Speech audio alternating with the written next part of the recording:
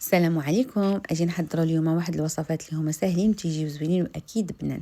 واحد الشوربه اسيويه للناس اللي هما عايزين لهم مذاقات الاسيويه، واحد البيتزا بواحد العجين اللي هو ناجح 100%، واحد لي شوسون اللي تيجيو قطنيين ورطيبين واكيد تعشقهم الصغار قبل من الكبار، وواحد السلطات الفواكه الغنيه عن التعريف.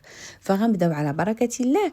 اول حاجه غادي نبداو هي غناخذ واحد الطنجره ديالي اللي غنطيب فيها لاصوب، غنوضع فيها واحد المعلقه ديال الزبده مع واحد 2 معالق ديال الزيت. اكيد الناس اللي هما متابعيني فتيعرفوا اي شوربه بغيت نديرها واي حاجه بغيت نشحرها فانا تندير فيها الزبده لانها تعطينا واحد المذاق اللي هو زوين بزاف. غادي نضيف واحد البصله صغيره مقطعه رقيق وواحد 2 فصوص ديال الثوم، وغادي نبدا نشحر هذيك البصيله ديالي وهذيك التويمه ديالي حتى غيذهب اللون ديالهم، وغادي يعطيوني هذيك الريحه الزوينه وانا تنشحر فيهم. من بعد منها مباشرة غادي نضيف عليهم واحد الخزوية اللي هي صغيرة محكوكة في الحكاكة رقيقة، نأكد عليكم محكوكة في الحكاكة رقيقة، وغادي نشحرها واحد شوية، غنديها ونجيبها كشوية في هذا راه تدبال. من بعد غادي نضيف واحد شوية ديال الفطر الاسود وشوية ديال الفطر الابيض. الفطر الاسود كلنا تنعرفوا اننا تنقدوه في الماء اللي هو غليان حتى تيتفتح معنا باش نتمكنوا اننا نغسلوه مزيان من داكشي اللي تيكون عالق فيه، وعاد تنقطعوا طريفات رقاق.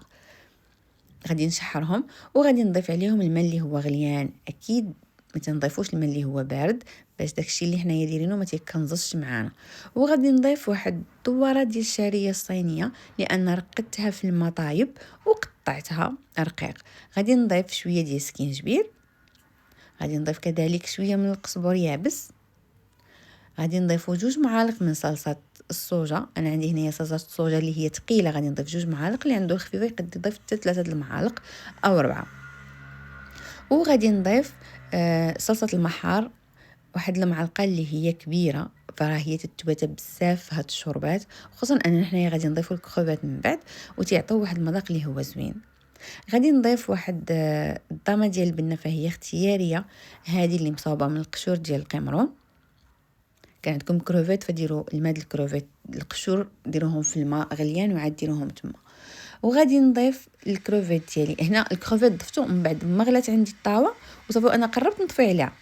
غادي نضيف هنايا واحد 2 معالق من النشا اللي انا طلقتهم في الماء باش هكا غيختروا لي هذيك الشوربه ديالي واحد شويه. وغادي نبدا نخلط باش ديك النشا ما تهبطش ديال لتحت وتحتل.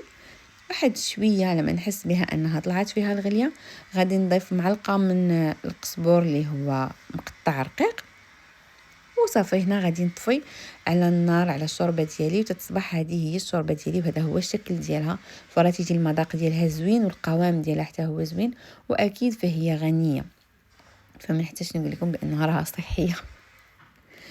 وصافي تكون هذه هي الشوربه ديالي. فغندوزو باش غادي نوجدوا العجين ديال لي سوشون ديالنا. غادي ناخذ 500 غرام من الدقيق الابيض، 500 غرام من الدقيق الابيض الخاص بالحلويات تيكون رطب. غادي نضيف عليه شويه ديال الملح، وغادي نضيف واحد المعلقه من خميره الخبز حبيبات، وغادي نضيف واحد المعلقه كبيره من الزبده، وغادي نبدا ندخل هذيك الزبده في الدقيق ديالي حتى تيترمل لي هذاك الدقيق كامل. وغادي نجمع الخليط ديالي ب4 يطرو ديال الحليب، تقدروا تدخلوا 4 يطرو كامل، ويخصكم واحد شويه ضيفوا الماء كي تقدوا انكم ما تدخلوهش كامل. المهم هانتوما شوفوا القوام ديال العجين كيفاش غيجي عندي، راه تيكون باقي يتلصق في اليدين ماشي معجون 100%. صافي هنايا غادي نغطي عليه وغادي نخليه على جنب حتى يخمر ويتضاعف الحجم ديالو. غادي ندوز باش غنوجد صلصه البيشاميل. غادي نحتاج ليها 2 معالق من الزبده، كذلك 2 معالق من الدقيق، الطريقه الاعتياديه ديال نفس صلصه البيشاميل. وغادي نبدا نحركهم حتى تذوب ليا هذيك الزبده وهذاك الدقيق. وغادي نضيف الحليب بالتدريج، في الاول غنضيف دفعه اللي هي صغيره، وغادي نبدا نحرك حتى تختفي عندي داك الدقيق والزبده ما تيبقاوش هكا كتيبان وباين بزاف. وغادي نبدا نضيف باقي الحليب ديالي. ملي تنديروا البيشاميل ديالنا فوق من النار فتبقى يدينا مع التحراك على نار اللي هي متوسطه باش ما تتلصقش لينا البيشاميل من التحت وتضيع لينا كلشي حتى تختار معنا وتوصل للقوام اللي حنا بغيناه. غادي نضيف قليل من الملح وغادي نبقى نحرك. نتوما شفتوا هنا راه بدات تختار معايا. غادي نضيف شويه من الزعتر، وهنايا غادي نطفي. خارج النار غادي نزيدو الجبن كريمي، اي جبن توفر عندكم هذا، ولا الجبن الإدام محكوك ولا الموتزاريلا ولا اي جبن متوفر عندكم، ولا حتى المثلثات تضيفوهم فماشي مشكل. غادي نطلق هذاك الجبن كريمي مزيان حتى ما يبقاش هكا تيبان ونخليوه على جنب.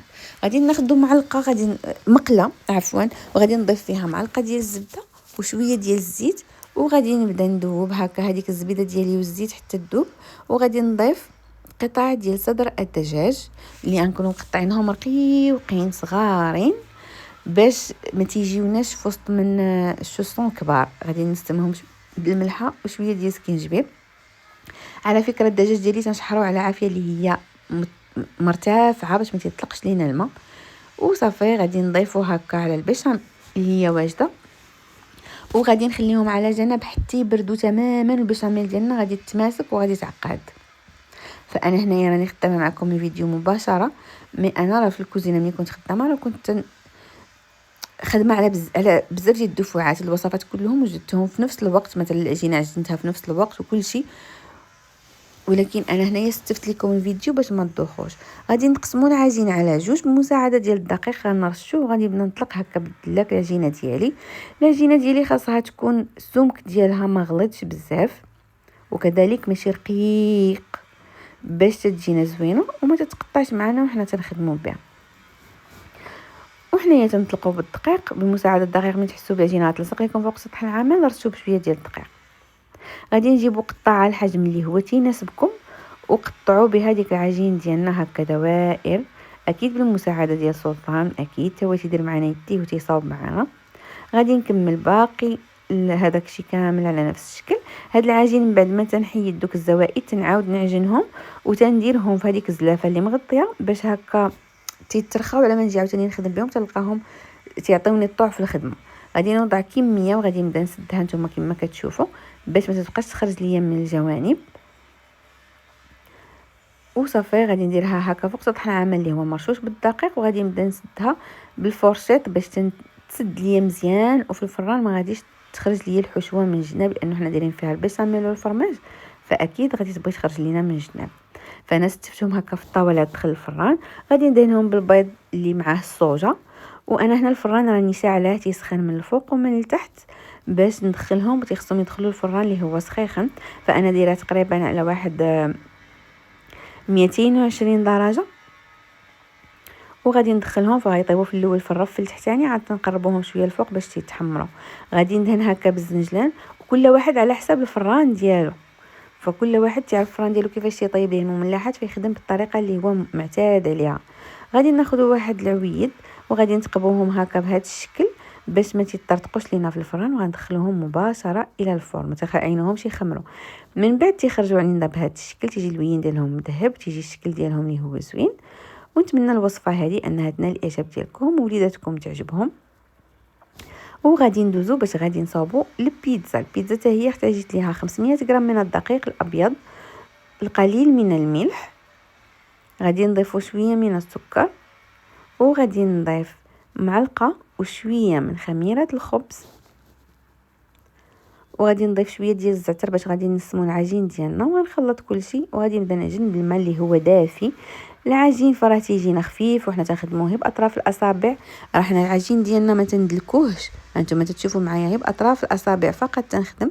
وتنضيف الماء بالتدريج باش ما يجراش ليا الخليط وفي نفس الوقت ما يجينيش العجين ديالي اللي هو قاصح. فالعجينه ديالنا فهي تتبقى تتلصق لينا في اليدين. ها انتم تشوفوا هذا الشكل. من بعد غادي نضيف عليها 2 معالق من زيت الزيتون، وغادي ندخلها هكا في زيت الزيتون تعطيها واحد القرمشه زوينه بزاف. غنغطيها وغنخليها على جنب تخمر حتى يضاعف الحجم ديالها على هذا الشكل. فهنا تتولي جاهزه اننا نخدموا بها. فغادي نخرج منها الغازات وغادي نشكل منها واحد الكويرات اللي غادي نخدم بهم انا البيتزا ديالي. فغادي ناخذ الورق ديال الفرن، غادي نرشو مزيان بالسميد الناعم او بالفينو، وغادي نبقى نقرص هكا بيديا. فتنديروا ديك الحفيره في الوسط، الجوانب تنخليوهم طالعين وحنايا تنقرصوا. رشوا شويه ديال الدقيق الا شفتوها تتلصق لكم في الورق او تتلصق لكم في يديكم. غنتكوها بالشوكه بشكل جيد. غادي ندير انا صلصه الطماطم عندي هنايا كنت مصاوباها من قبل وكانوا فيها حبات ديال الكروفيت. غادي نديرها هكا على الوجه ديال البيتزا ديالي كامله من غير الجوانب اللي ما نقيسوهمش. ومن بعد غادي نديروا واحد الرشه من الموتزاريلا. هنايا البنات انا الفران راني دايره تيسخن، والطاوه ديال الفران اللي غادي نطيب فيها البيتزا حتى هي في وسط من الفران تتسخن. فالسر من اسرار نجاح البيتزا ديالكم هو انه هذيك الانيه اللي غطيبوا فيها البيتزا تكون سخونه مزيان. انتم شفتوا انا قرصتها فوق من هذا البابي باش تجيني سهله انني نجرها للطاوه ديال الفران واخا تكون سخونه، ما زعما نقد نجرها بسهوله. درنا دوائر ديال الفلفله، وغادي ندير انا وسلطان هكا حبات من الكروفيت على البيتزا ديالي. غنوزعهم انا وياه بنفس الطريقه وصافي. وغادي نجيب الطاوه ديالنا اللي هي كيف قلت لكم سخونه، فانا راني شدها بداك المنديل وغادي نجر هذيك البيتزا ديالي وصافي. وغادي ندخلها مباشره. من بعد ما تتخرج فانا هنايا راني رشيتها بواحد شويه ديال الجبن الادام. راه عرفتي البيتزا راها سخونه بزاف يلا خارجه من الفران، وتيرو ما نقدش تنشد فيها باش نقطعها. جات زوينه بزاف، جربوا هاد الوصفه هذه. فصافي غادي نقطع البيتزا ديالي باش تشوفوا الشكل النهائي ديالها كيفاش تيجي. غادي نحطها هكا في الصحن اللي غادي نقدمها فيه،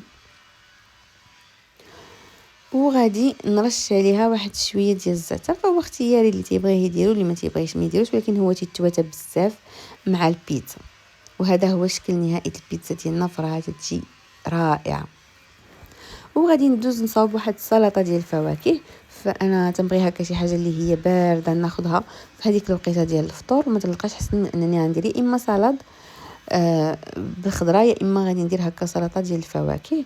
اليوم فضلت انني ندير سلطه الفواكه بالفواكه اللي هي متوفره في البيت، شويه ديال الكيوي، شويه ديال الفريز، شويه ديال البنان.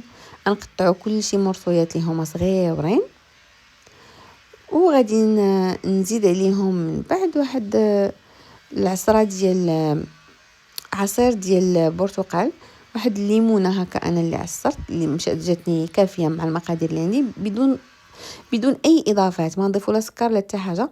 وهادو هما الوصفات ديالنا ديال اليوم. نتمنى انهم يكونوا نال الاعجاب ديالكم. ما تنساونيش من لي كومونتير ومن لي جيم، ونتلاقاو في وصفه قادمه باذن الله.